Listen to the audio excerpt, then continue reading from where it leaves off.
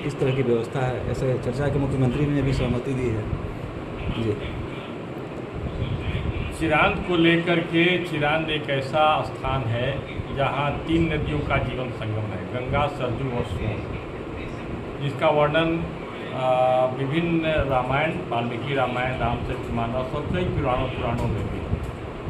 आज से करीब 20 वर्ष पहले चिरांद को लेकर के एक योजना बनी। चिरांद जो स्थान है वह रेयर आर्कियोलॉजिकल साइट है, मतलब दुर्लभ पुरातात्विक स्थल है, जहाँ नवपाषाण युग में पूर्ण विकसित सभ्यता के अवशेष और प्रमाण मिले थे। इसके बाद के सभी कालखंड में वहाँ मानव जीवन के अनुकूलता थी, मतलब मानव जीवन का विकास सतत जारी था। तो इस प्रकार से यदि हम अध्ययन करते हैं, शोध जो हुआ है उसके आधार पर ऐसा कहा जा रहा है कि भारत में चिरांद 3 नदियों के संगम पर स्थित एक ऐसा प्राचीन स्थल है जहाँ प्राचीन काल में भारत में जो सस्टेनेबल डेवलपमेंट मॉडल जीवंत था। किसी कारणों से चिरांद का की जो सभ्यता था, जहाँ सावधिक विकास का प्रतिमान हुआ करता था, मॉडल हुआ करता था, वह जमींदोज हो गया, ज़मीन के अंदर समा गया। यहाँ जब उत्खनन होता है तो इतिहास की धारा बदल जाती है और ऐसी बातें आती हैं जिसमें वर्तमान का जो संकट है, अस्तित्व का संकट है, उसका समाधान देने की एक दृष्टि मिलती है।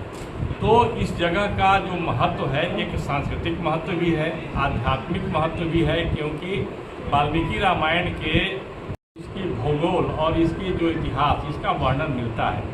महर्षि विश्वामित्र से प्रश्न करते हैं राम यहाँ आते हैं, अयोध्या से चलकर सरयू नदी के किनारे किनारे चलते हुए राम जी यहाँ आते हैं और आने के बाद कहते हैं कि ये दिव्य आश्रम जो है, जहाँ ऋषि और साथ साथ एक नगरीय जीवन व्यवस्था भी, जहाँ के जो लोग हैं, जो रहने वाले लोग हैं, बहुत संतुष्ट हैं। तो ऐसा क्यों है? तब इसके बाद महर्षि विश्वामित्र ने श्री राम को बताया कि यह स्थान स्थाणु क्षेत्र है। स्थाणु मतलब तपस्वी शिव का क्षेत्र है, जिन्होंने कई विद्याएं प्रकट की अपनी तपस्या के माध्यम से, जिससे मानव की समस्याओं का समाधान होता है। इस प्रकार से इसका प्राचीन नाम स्थाणु क्षेत्र था। इसके बाद उसी कथा के क्रम में कहते हैं विश्वामित्र ऋषि राम से कि एक बार भगवान शिव जब अपने समाधि से उठ करके और कहीं जाने के लिए आगे बढ़ रहे थे, तभी उनके समक्ष कंदर्प यानी कामदेव आ गए और उन पर एक प्रहार किया, उनके अंतर जो बाण होते हैं मन के बाण से, जिससे वे तपस्या से विरत हो जाए। ऐसे में शिव की क्रोधाग्नि प्रकट होती है और क्रोध दृष्टि से जो कंदर्प जो थे, कामदेव थे, उनके अंग जल करके भस्म हो गए, उनसे अलग हो गए। इसके बाद इस क्षेत्र का नाम अनंग पड़ता है, जहाँ से थोड़ी दूर के बाद में अंग है। जो आध्यात्मिक बातें हैं समेटे हुए ये जो तीर्थ कह सकते हैं, यह जो पुरातात्विक स्थल है, बहुत महत्वपूर्ण है।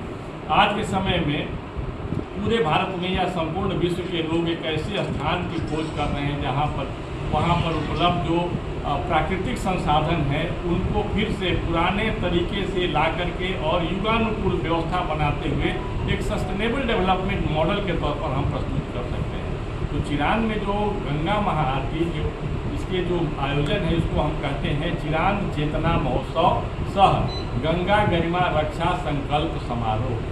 गंगा इसलिए कि गंगा के अस्तित्व, गंगा के कारण चिरांद का अस्तित्व रहा है और आज से लगभग 7,500 वर्ष पूर्व यहाँ सभ्यता थी, पूर्व कृषि सभ्यता थी और कृषि आधारित सभ्यता थी। यहाँ के लोग जानते थे कि बाढ़ के समय में जब जल राशि अधिक हो तो उसका कैसे प्रबंधन किया जाए। यहाँ के खनुआ नाला इसलिए प्रमाण है। तो इस बारे में लोग जाने। ये इस अवसर पर जो गंगा महाआरती आज से 20 साल पहले 19वां आयोजन है शुरू किया गया था, उसका उद्देश्य यह था कि यहाँ लोग आएँ, गंगा आरती के माध्यम से गंगा के प्रति आज भी हमारे में लगाव है और आने के बाद उनका प्रबोधन उन्हें बताएं कि चिरांद का महत्व क्या है। इसी दृष्टि से और यह काम जो होता है, यह जो समारोह होता है प्रत्येक वर्ष ज्येष्ठ पूर्णिमा के तिथि को होता है। इसका एक पक्ष और है जिसके बारे में मैं यहाँ बताना चाहता हूँ। इसका एक पक्ष यह है, गंगा आरती से कैसे इस जगह का पुनर्जागरण हो रहा है। इस जगह गंगा आरती का मुख्य मकसद गंगा को बचाने और पुरातात्विक स्थल को विश्व के मानचित्र पर स्थापित करने के लिए ही आयोजन किया जाता है। गंगा बचाने का मतलब है कि संपूर्ण जल की रक्षा के बिना गंगा को बचाया नहीं जा सकता है। इसमें आहर है, पोखर है, पाइन है, कुआं है, इन सभी की रक्षा के लिए ये टीम बनाई गई है। और गंगा आरती कैसे हमारी सांस्कृतिक विरासत को बचाए रखा जाए, इसके लिए गंगा आरती को धर्म से जोड़ा गया है। पुरातात्विक स्थल के बारे में हम इतना ही कहेंगे कि ये गुमनामी के अंधेरे में हमारे राजनीतिक पार्टियां जो हैं, हमारे राजनेता हैं, इस पर विशेष ध्यान नहीं दे रहे हैं।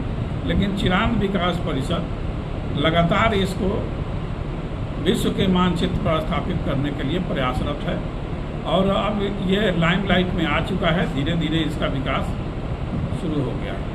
अभी कल क्या कार्यक्रम है उसके विषय में जानकारी दीजिए और किस तरह से वो कार्यक्रम रूप लेता है। उसके पूर्व पुरातात्विक स्थल चिरांद में एक चित्र प्रदर्शनी परिषद द्वारा किया गया है, जो चिरांद के एक्सप्रेशन में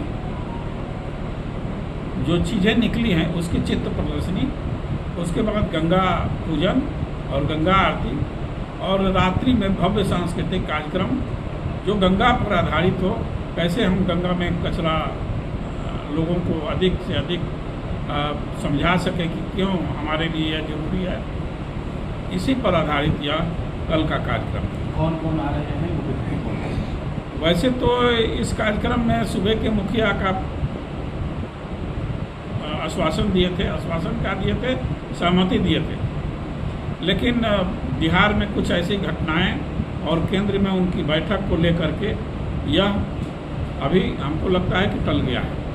लेकिन इसमें कला संस्कृति मंत्री विभाग के मंत्री शामिल होंगे और अयोध्या से लक्ष्मण किलाधीश जी महाराज और सीतामढ़ी से मौनी दास जी महाराज, अन्य जगहों से कई संत महात्मा और श्रद्धालु शामिल होंगे। कई लोग विदेश से भी, इसमें कनाडा से भी एक सज्जन आ रहे हैं। तो ऐसे ये 19वां वर्ष है और इसमें लगभग 1 लाख लोग कल शरीक होंगे।